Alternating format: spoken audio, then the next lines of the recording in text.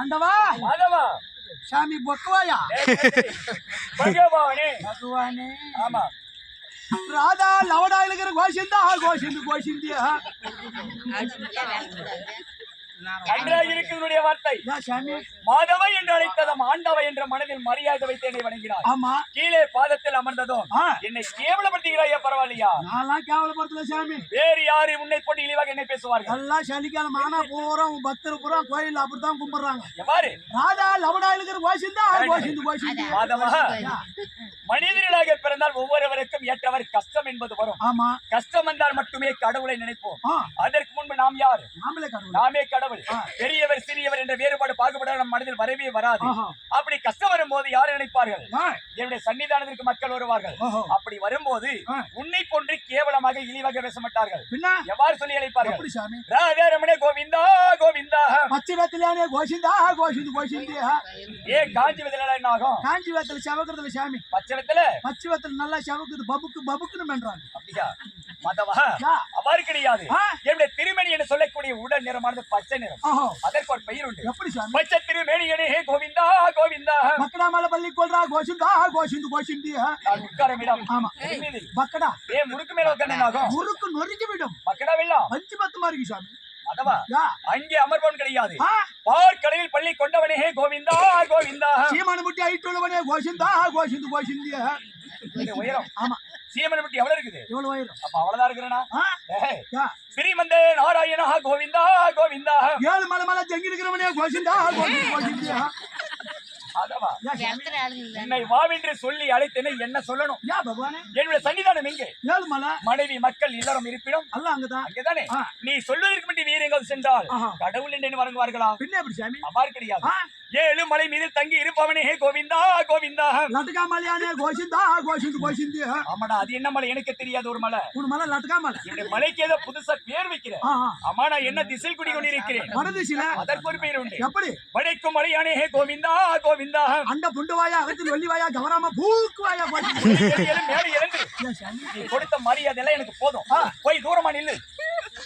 நல்ல கண்ணை தேய்ச்சிட்டு பாரு. அப்படியே அந்த புண்டு வாயா அகத்தில் வெள்ளிவாயா கவராம பூக்குவாய். மாதவா அந்த சராசரம் என்பது அவனே சொல்லக்கூடிய இந்த புவனமாகிய உலகம் பார்ப்பதற்கு தட்டையாக இருந்தாலும் கோல வடிவம் கொண்டு இந்த கோலையும் இந்த புண்ணிய உலகத்தை சிறிய குஸ்தி என்றால் அங்கம். ஆமா அங்கத்தில் வைத்து நான் பாதுகாத்து வருகின்றேன். அதனால அதற்கு ஒரு பெயர் உண்டு. எப்படி சாமி? அந்த ரெண்டு புவனங்களை அடக்கி ஆள்பவனே கோவிந்தா கோவிந்தா சாக்கில போய் சாணம் பண்றா கோஷிந்தா கோஷிந்தியா. குளிக்கும் இடம். ஆமா என் நல்ல தண்ணியில கிடைக்காதா? நல்ல தண்ணி போகணும் ஏகப்பட்டு காய் செலவாகும். எப்படி செலவாகும்? சீக்கா வாங்கணும், லக்ஷனா சோப்பு, அம்மாமி சோப்பு, அப்புறம் சுனியா வாங்கணும். சாமி ஆமா இதெல்லாம் வாங்கினா 15 ரூபாய் செலவாகும். ஆனா சாக்கல்ல போய் தொழும்னு குச்சினா போதும். விதமான சோப்பு விதமான ஷாம்பு எல்லாம் ஒன்னா கலந்து வருது சாமி. கலந்து வரும். அதுல குச்சி எழுந்து போய் நேரா முன்னாடி பஸ் ஸ்டாண்ட்ல பஸ் ஏறினா நேரா தர்மபுரி போற வரதுக்கு 55 சீட்டு உனக்கு சொந்தம். யாரும் ஏற மாட்டாங்க. பஸ்ல உள்ளவர்கள் பார்ப்பார்கள் இது கடவுளாக இருக்குமா அல்லது சாக்கடையில் குடிக்கக்கூடிய பன்றியாக இருக்குமா? துர்நாற்றம் வீசுன்னு எல்லோரும் இறங்கி போயிருவாங்க. நீ மட்டும் தான் போவியா? வேறு யாரு வருவார்கள்? சாமி உனக்கு கூட சரியான படம் வரும். அதவா சாக்கடையில் நான் குளித்து சென்றால் என்னடா படை வரும்? கொசு படை. கடைசியில் கூட உனக்கு ஒரு எண்ணம். ஏன் சாமி? கொசு கடிச்சு நோய் வந்து நான் சாகணும். இல்ல சாமி அப்படிலாம் இல்ல சாமி. அதவா அங்கே குளிப்போம் நல்ல நாள். சாகரம் தண்ணீர் ஸ்நானம் செய்தவனே கோவிந்தா கோவிந்தா ஹரிஹரி நந்தா முகுந்தா வைகுந்தா கார்மேக வண்ணா கமல கண்ணா சேஷ சைனா.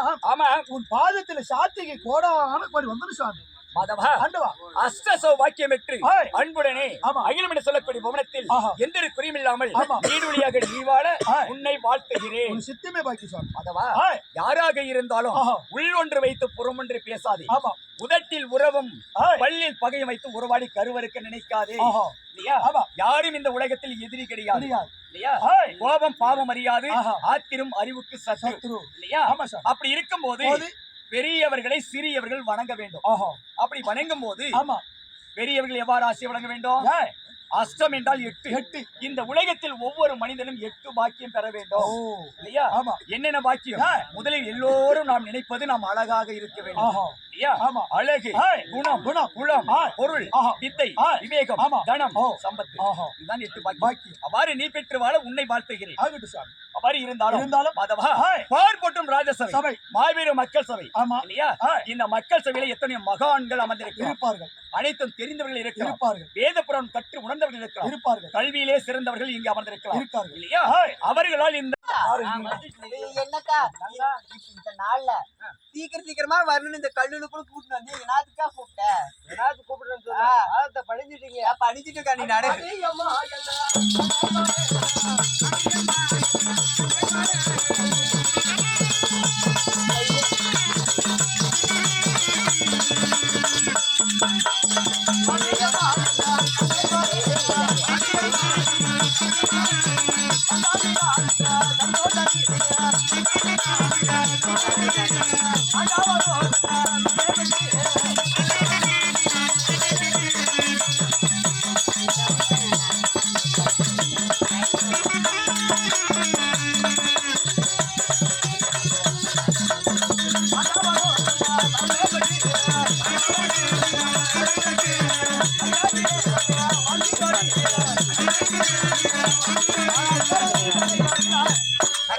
அக்காவுடைய பாதத்தை படிந்ததிலோ இந்த கடல் சூழ்ந்த உலகத்தில் எண்ணம் எப்படிக்குதோ அதே மாதிரி வாழுக என்று ஆசீர்வாதம்.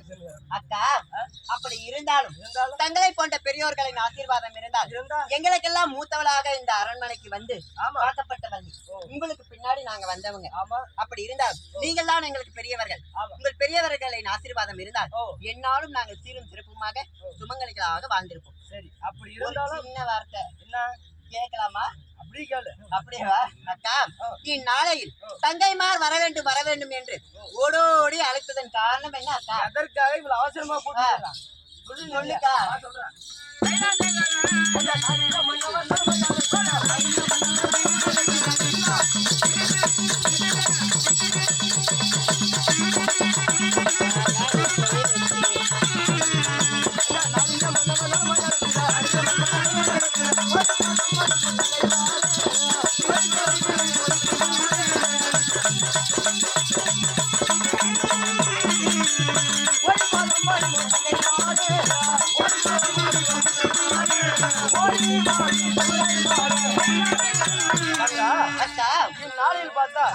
நம்முடைய கணவராகப்பட்டவர் அழைத்திருக்கிறார். மாமாவோட அழைப்பா? ஆமா.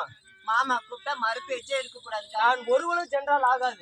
நீ ஒருத்தையும் மட்டும் போயிட்டு அவள்கிட்ட விட்டுருன. அதனாலதான் இவ மட்டும் போலான்னு பாக்குறேன். நான் எப்பவுமே நான் இடபாகத்தில் குடியிருப்பவன். நான் எப்ப வேணாலும் பாத்துக்குவேன். நீங்க பாக்கலன்னா கோவப்படுவீங்களே, கோச்சிக்கீங்க. கூப்பிட்டு நிக்கிறோம். நாங்களும் எனக்கு கொஞ்சம் தள்ளி வச்சுட்டாரு, இவளை மட்டும் பக்கத்துலயே வச்சுக்கிறாரு. நாங்க அப்பப்ப பாக்கணுமா இல்லையா? யாரும் அவரை கொலை வர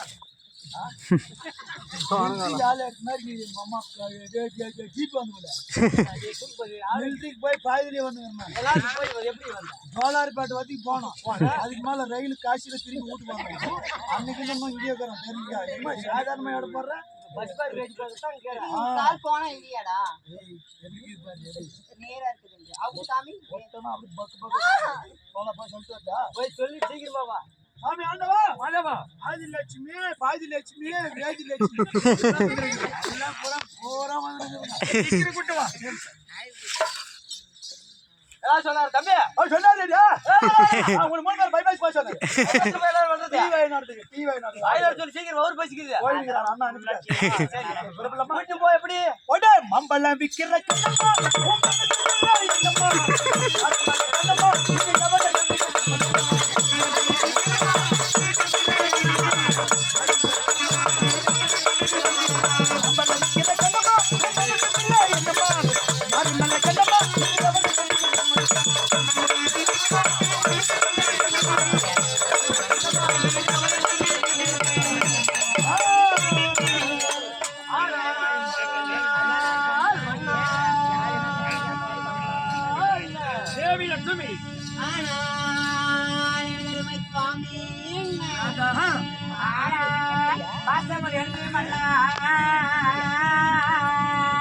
தேவி ருக்மணி ஓங்கிய உலகளந்தோ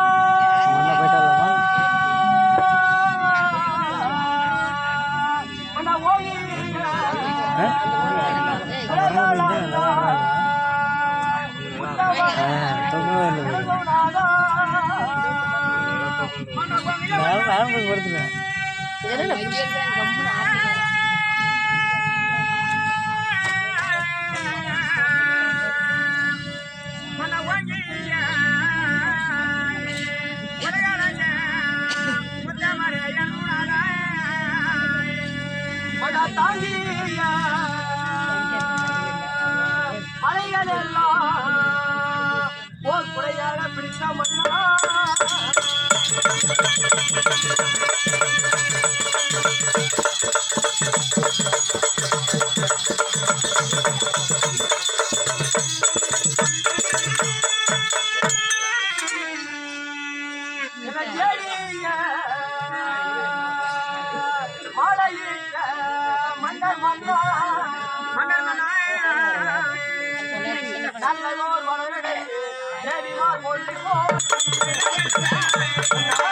ஐயா